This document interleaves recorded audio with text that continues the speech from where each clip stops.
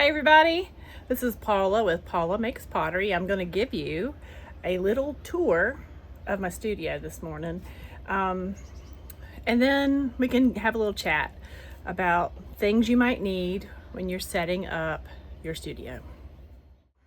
This is my studio space. I'm standing outside the door and I've been cleaning. You probably can't tell, but I try to get the dust out of here. This is a 10 by 20 building. This is the outside. Okay. Y'all hear my rooster? So welcome to my workspace. I'm going to show you a little around. My building has heating and air. Just recently got that. I have one of these splits, mini splits. But before that, I just had electricity and I used a window unit to air condition this place. I live in South Carolina and without air, you die out here. This is just a metal box and it's hot as hell. So I had a window unit and then I had a little space heater. And that's how I heated and cooled my space. Now, I also don't have running water and I'm going to show you how I take care of that. But let me show you my workspace and things you might need, okay? My work table, it looks a little cluttered, but I actually just cleaned it up. But here is my work surface, right here. You're gonna need a comfortable chair, which I'm sitting in, you can see here. I got this at a thrift store, so find a lot at thrift stores. My work surface right here is dirty. I built this table. The table is like 8 feet by 2 feet. My husband built it for me. The surface here, this is cement board. You can work directly on the cement board, but it will dry out your clay. It just wicks the moisture away from the clay. I have this is a slab mat. It's got rubber on the bottom and canvas on the top, and I have this on top of my cement board. If you don't have access to a cement board, or if you don't have a slab mat, you might have, or you can go to Lowe's or Home Depot, your local hardware store, and get yourself a piece of drywall, okay? And then we're gonna cover it with duct tape to protect the sides.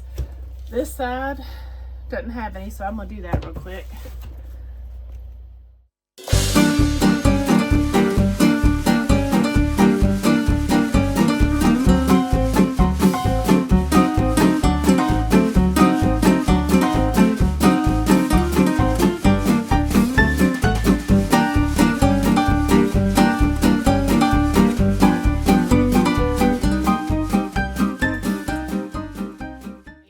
So I've got a work surface here, and the reason you put the tape around the edges is because when it's open you have all that loose gypsum board stuff coming out. It's real dusty, and this just protects it.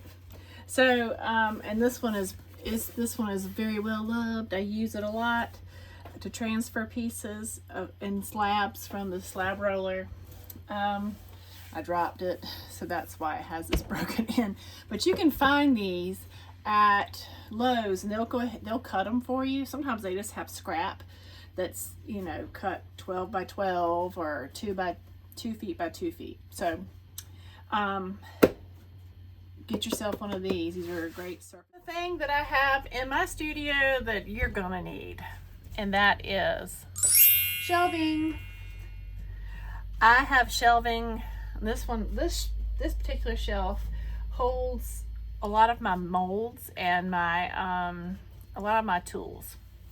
I've got plaster molds over here, newspaper, I've got stamps, and down below, down here, there are my GR pottery forms. Y'all will see I use those a lot, but trying to keep all your tools organized is really important. So just have them where you can get them. I'll show you. I've got a lot of stuff, but I've been doing pottery for 15 years. I have a scale.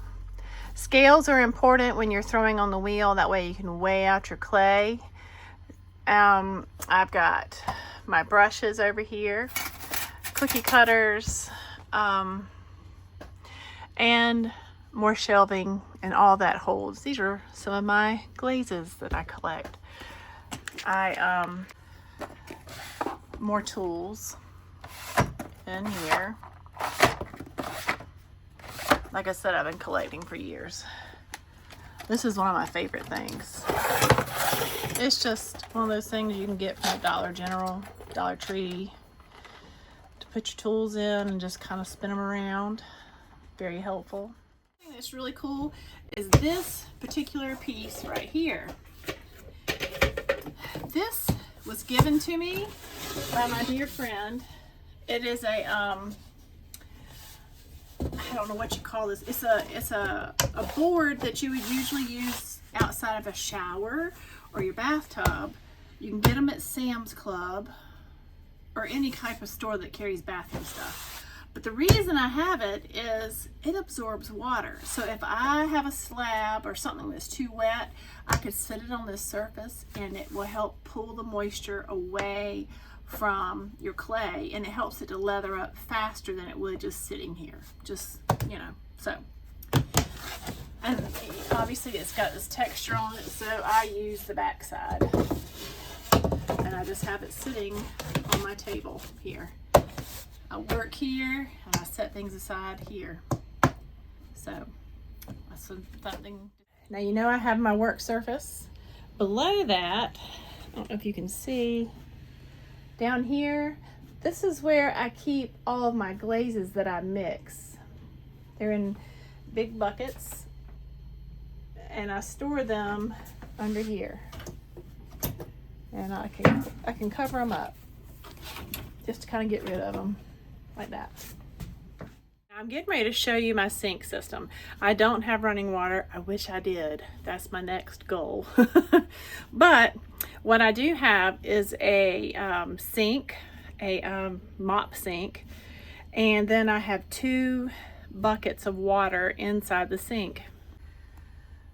I've got 2 buckets here that I have, and down here there is actually a bucket to catch the water when I do pour water out.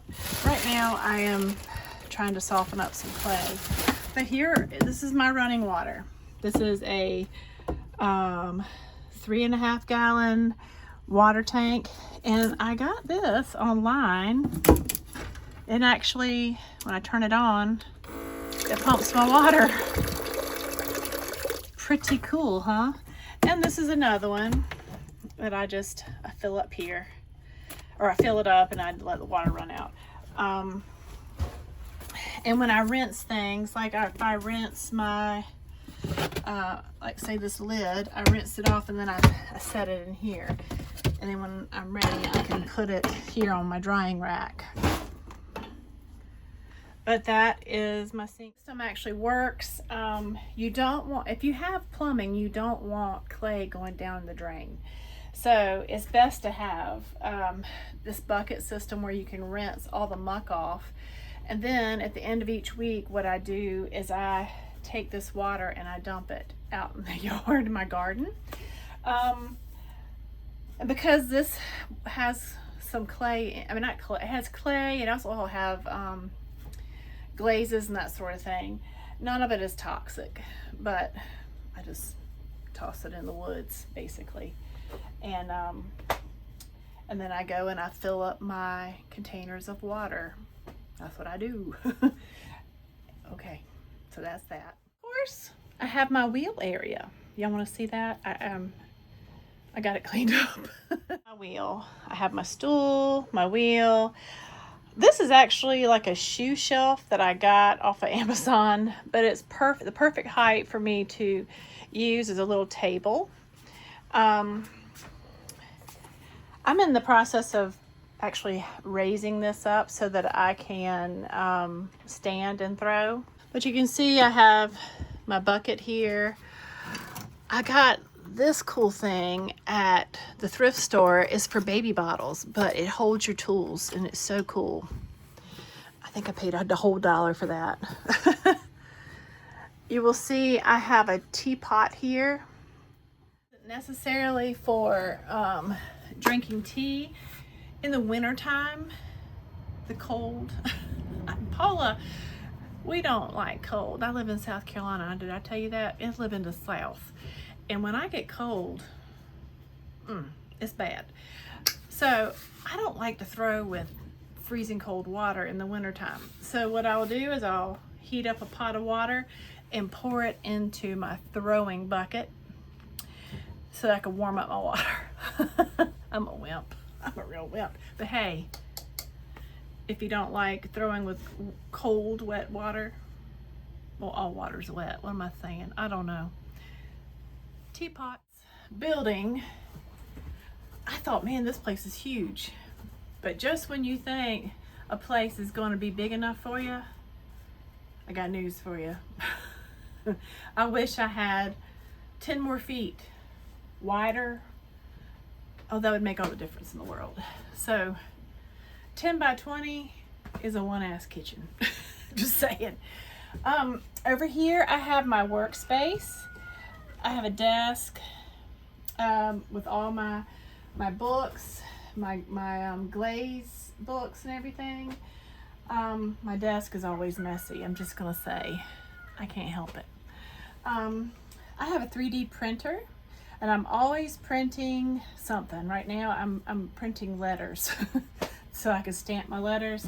I also have an X-Tool laser printer, so I'm able to print and make some of my tools, which is really cool. 3D printer, but over here you can see this is my shelving that I use to dry all my pottery. I've got a lot of greenware that is drying on it right now that I'm getting ready to haul to the kiln.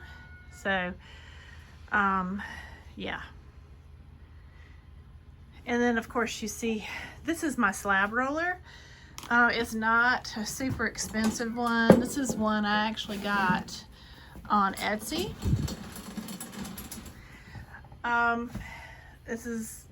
This one right here is about $500. What I would recommend, if you don't have access or you don't have a space of your own and you're just starting out and you don't have this equipment, if you have the availability of a community pottery studio, I highly recommend that you join. That way you can utilize all the equipment that they have there. It's well worth it. And then while you're doing that, you can start collecting your tools over the years. This building is full of about 15 years of collecting for pottery. So I don't want you to think this was an overnight thing that I did. This has been going on for some time. Trying